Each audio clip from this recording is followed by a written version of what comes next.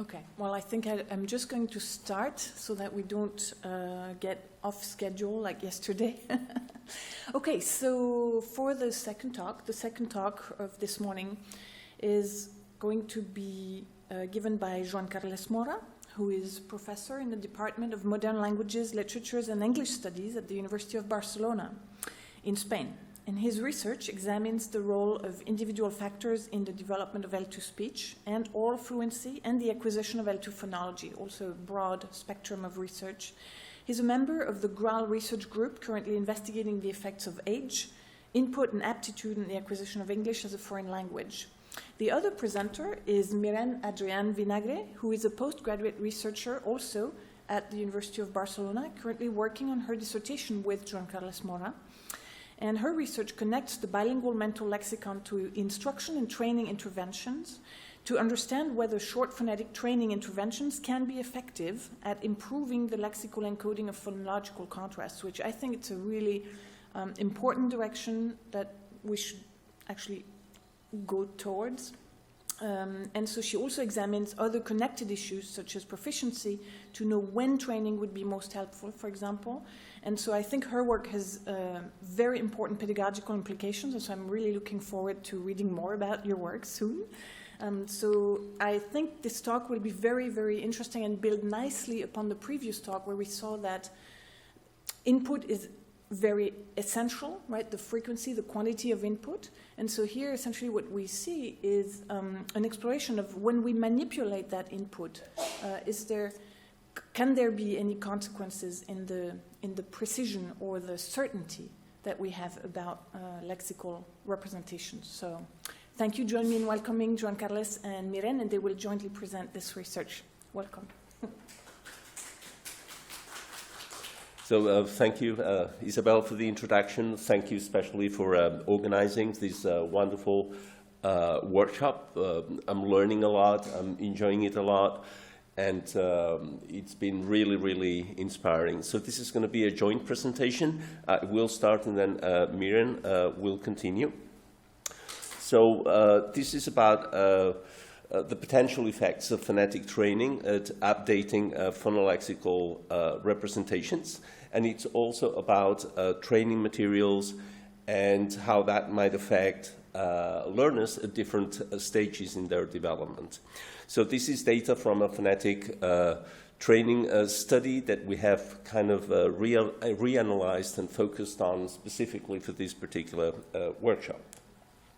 So a little bit of background, a few things that we know something about so far is that second language learners have difficulties in coding confusable second language vowels. We are focusing on vowels here, and that because of that they may develop imprecise phonolexical representations, so that we could think of as possibly lexical forms that contain imprecise, non-target-like sounds.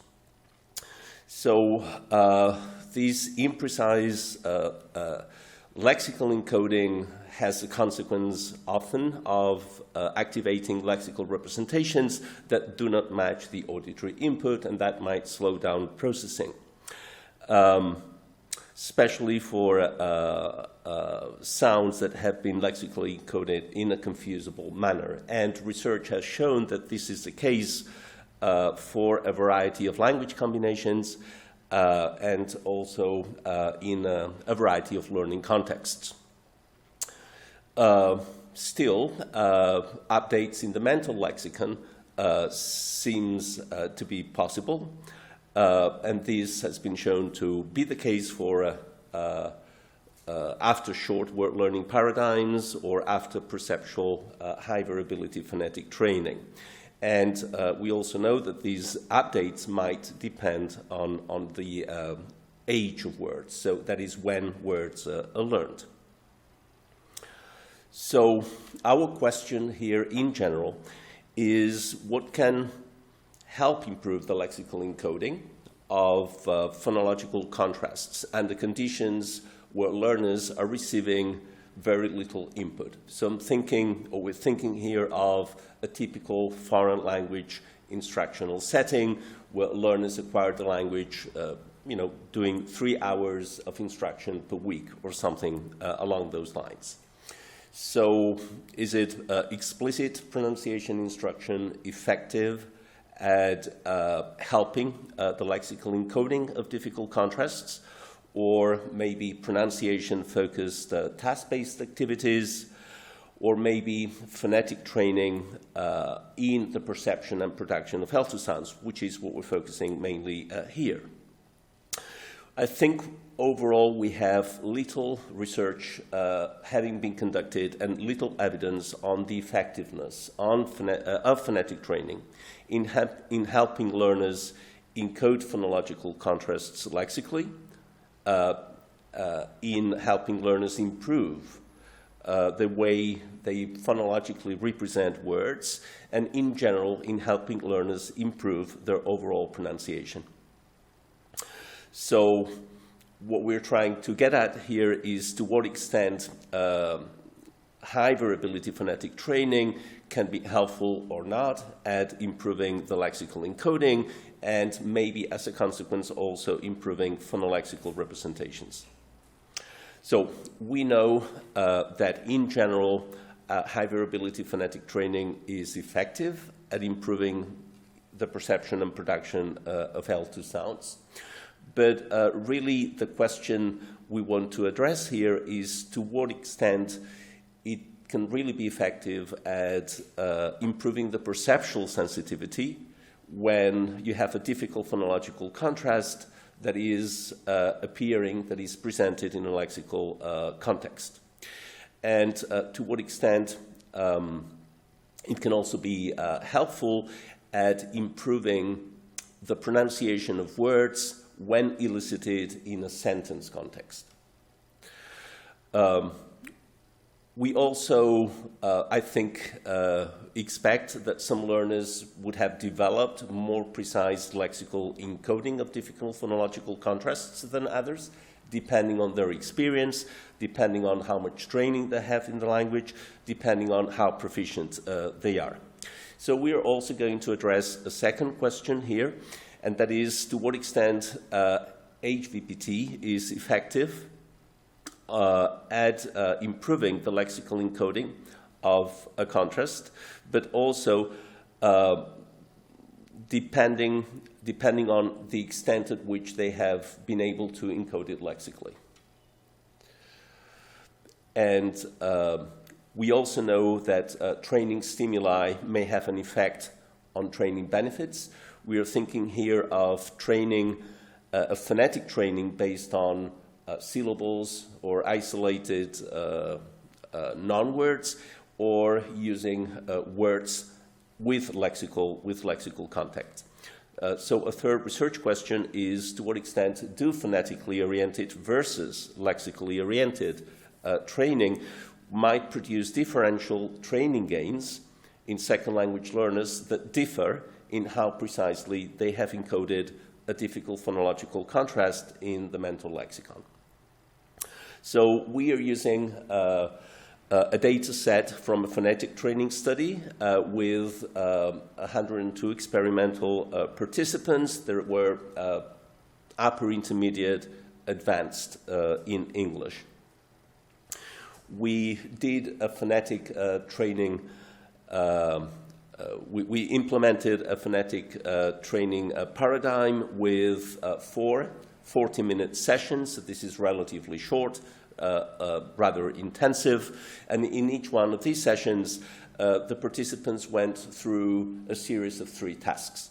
So first they did AX discrimination, and the purpose of this was to actually make learners aware of acoustic differences at the very phonetic level. Immediately after that, they did an identification task where they had to use acoustic information to identify one particular word. And then they were also asked to do an immediate repetition task where they repeated the words they had been identifying previously. So we were focusing here on a difficult phonological contrast for our learners, L1 Spanish, L1 Catalan, which is the contrast in the English words cap, cup. And that's difficult for them because they map onto a single vowel in Spanish, which is a.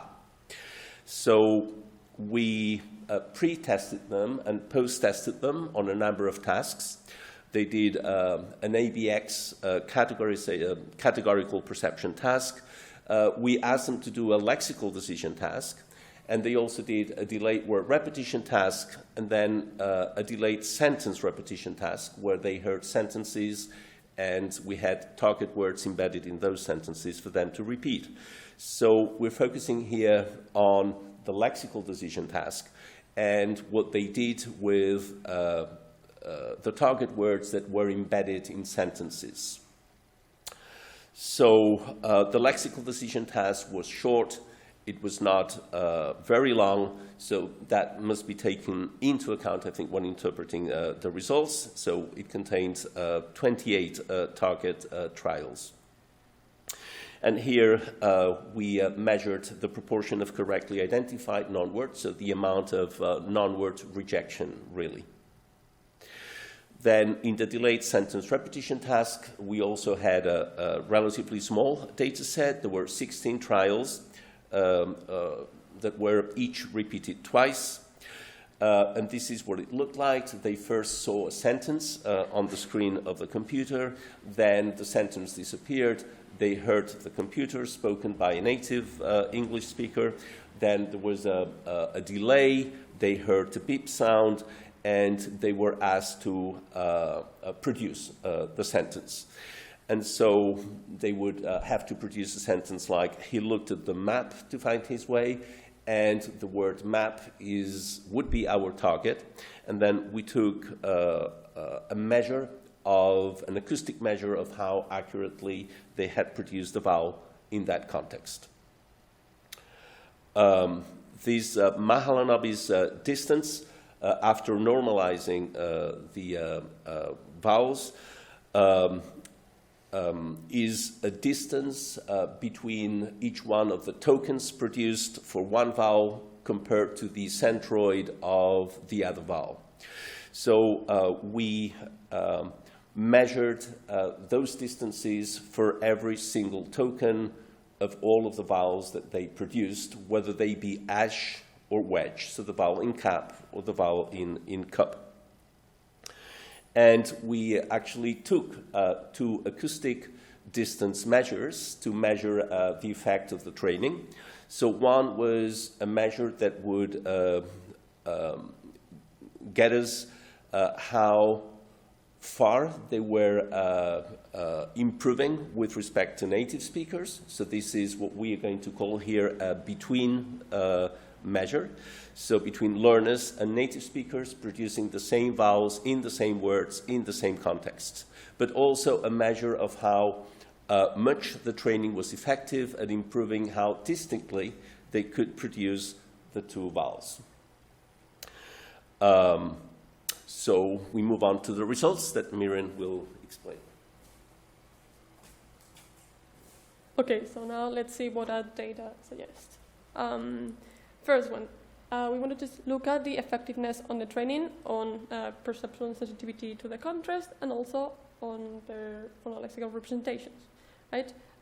These are the two that we will focus on, as Joan Carlos mentioned, but we also looked at whether they improved and how well they can categorically perceive the contrast at the phonetic level, so the ABX, we found significant improvement, and also in the delayed word repetition. In this one, we focused on non-words, meaning that it's not because it's not immediate repetition, it's not like they are imitating what they hear, but in a way we wanted to see how they produce these words in isolation. We have the data in case you want to look at it later, but we're not focusing on that. So, starting with perception, we compared the experimental group and the control group, and what we found was that it was only the experimental group that improved significantly, so that's good news. But then we said, okay, let's look at the vowels, vowel by vowel. Here what we find is that significant improvement for the experimental group was only found for the ash. Now, The ash is acoustically more similar to their Spanish or Catalan a, therefore is more difficult to reject, right? Because it's the dominant category. So then for them, when you are presented with them, it's more difficult. So then you see the precision at which they correctly identify it is lower at time 1. But then because of the training, they improve. Now, let's see what we have for production. So in terms of how distinct they can produce the vowels, no significant differences were found for those who were trained, those who undertook the training, but descriptively we do see a trend in which this group improved from pre-test to post-test. This was not the case for the control group, so the training is having some effect, right? But now, are they also, so they're more distinct, but are they more target-like as well? So that seems to be the case. When we look at the delay sentence repetition with the Mahalanobis between distance, we see that, again, the difference is not significant, but they are also producing more target-like vowels. And again, we looked at this per vowel. In this case, we see the opposite. So here, they improve more for the wedge. This one was also the one that was less accurate at time 1. So the one is harder for them, and that is where we find improvement. So as a brief summary, it seems like the training was somewhat beneficial for learners lexically encoding the contrast, which is similar to what Melnick and Peppercorn found. Though their gains were larger, but in their case, the voice that they used for the testing was the same as they included in the training. We are included a novel voice, so our gains are much smaller. And improvement was for the ash, as I said, because it's more difficult to reject. The training was also beneficial for helping learners to produce more distinct vowels, but also more target-like vowels. So it seems that the training was, somewhat beneficial. You may all think, well, but the gains are rather limited, right? You don't see huge improvement from pre to post-test. So we wonder, is it the case that everyone is improving a little bit, or is it that there's only a subset of participants that is actually improving? So that's when we started to look at the data, what we observed was that some of them had a more precise lexical encoding, whereas others, so a higher accuracy, whereas others seem to struggle more to lexically encode the contrast. So we said, okay, let's look at them differently, right? And this is what motivated us to look into the next research question, to see if the effectiveness of the training depends on the lexical encoding of the contrast. So what we did was we took time 1 scores from the lexical decision. So where you see there LE type means lexical encoding type. We have those who have a high lexical encoding and a low lexical encoding based on the scores, so that you see here. High, based on our data, is over 50, and low, when looked at our data, is over 25. So it's not like this can be generalized to all the learners, regardless of the population. It's like, based on our data, well, this is what we get for high and for low. And actually, we have 4 groups, because, as he mentioned earlier, we had 2 training types. So we had high and low for non-words, high and low for words. And we don't have a balanced number of participants, but we managed to get a decent number in all the groups. So now, let's see. What we found is that actually, it was the group with a low lexical encoding that improved significantly. And if you focus on the bar graphs, those with high, the performance is over 50-something. So there is still room for improvement, right? We should have found something there. And it's very little. It's maybe like 0.1 or something like that. So it was rather limited. Now, for production, in terms of how distinct they produce the vowels, again, we found no significant improvement, but there is a trend towards those who showed low lexical encoding to improve more after the training. So in this case, what you would expect is that they will produce more distinct vowels, and that is the case. But is it the case that they are also more target-like? So the results go in the opposite direction. So in here what we find is that those with a high lexical encoding improve significantly, which may suggest that once you reach a certain threshold of lexical encoding, that may be facilitating you to produce more target-like production. Although descriptively, those with a low lexical encoding improved as well. All right, so by the way, you will see in the graphs for production a lot of variability. That's what we found. So in summary, the training was more effective when looking at the lexical decision, so lexical encoding was more effective for those with a low lexical encoding, who also produced more distinct L2 vowels after the training. Then, when looking at how target-like productions were, those with a high lexical encoding produced more target-like vowels. This one was significant. Those with low, we also observed some improvement, but again, not as much. So it seems that depending on your, let's say, lexical encoding proficiency, you might benefit more or less from a training, right? So then we thought, okay, so we had two types of training. What if we take these two types of learners, well, lexical encoding proficiency learners, and we look at how they do with different trainings? Not in terms of length, so the length for the sake, but in terms of the training stimuli, so non-words versus words. And this is what led us to research question number 3. So, do phonetically oriented and lexically oriented high variability phonetic training produce differential gains in L2 learners differing in the precision of the lexical encoding of a phonological contrast?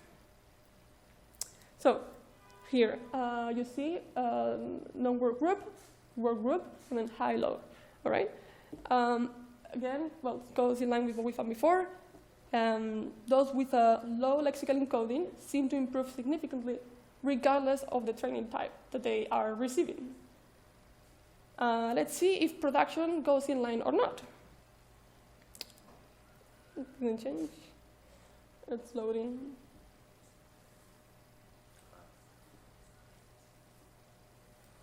So it's loading, but at some point it will.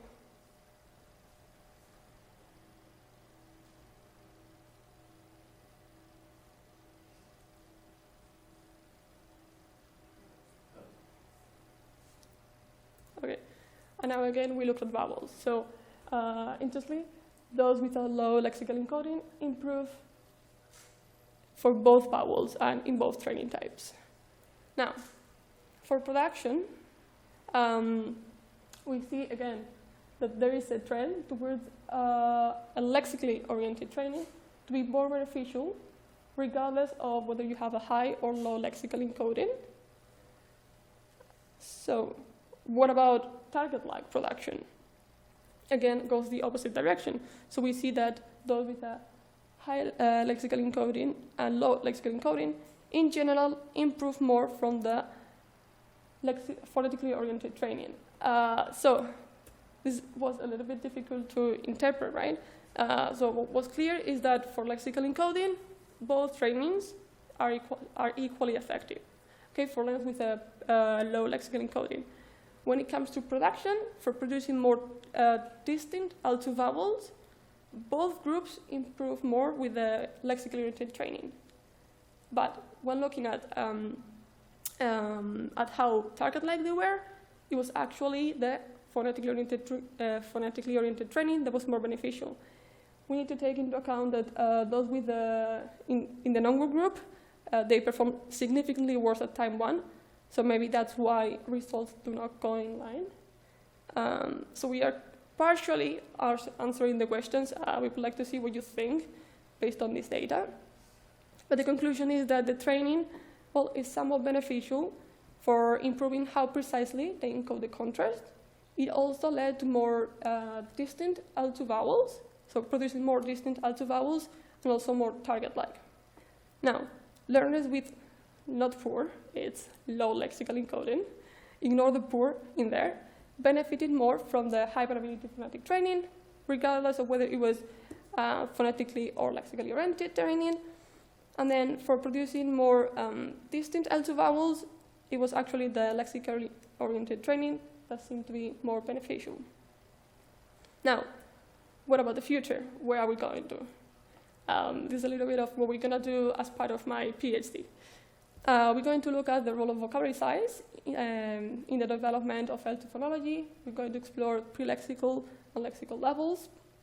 We also want to see if different phonological contrasts, vowels versus consonants, present different patterns of acquisition, because in previous research, when they have implemented a phonetic training and they have included vowels and consonants, they see that people improve at a faster rate and then also to a larger extent with consonants. So we wanted to see if there was an effect in there.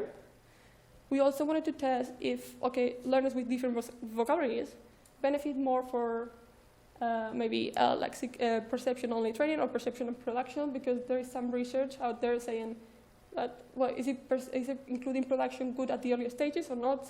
There's some work by Melissa Weismark and Samuel, which is from the BCBL, that they talking about this, and they have some papers. And then the last one would be, are previously acquired and newly acquired phonological representations equally malleable for learners with different vocabularies? This is a little bit in line with Darcy has done before and what Mikkel has done as well.